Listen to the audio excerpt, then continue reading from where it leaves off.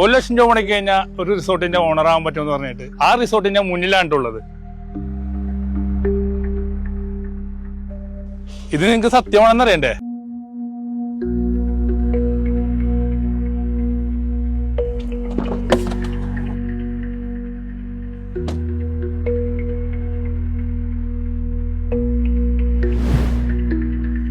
ടീമേ, എല്ലാവർക്കും നമസ്കാരമുണ്ട്. കൊച്ചിയിൽ നിന്ന് വയനാട് വന്നേക്കണേട്ടാ. വയനാട് പുൽപ്പള്ളിയിലാണ് ഉള്ളത്. 1 ലക്ഷം രൂപ മുടക്കി കഴിഞ്ഞാൽ ഒരു റിസോർട്ടിന്റെ ഓണർ ആവാൻ പറ്റുമെന്ന് പറഞ്ഞിട്ട് ആ റിസോർട്ടിന്റെ മുന്നിലാണ്ടുള്ളത്.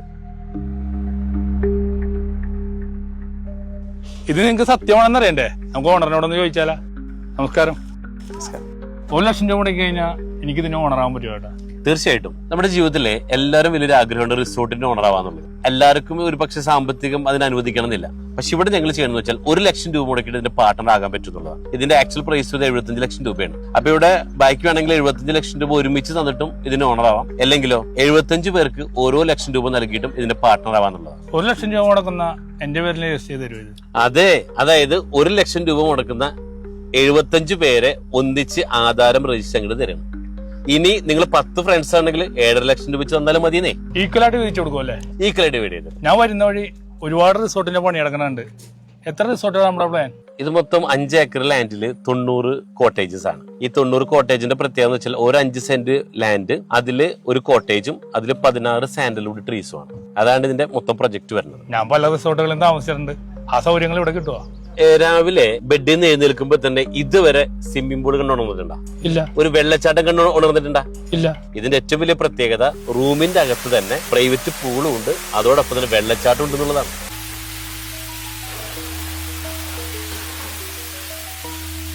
എന്ത് വിശ്വസിച്ചങ്ങനെ ഇത് മേടിക്കും?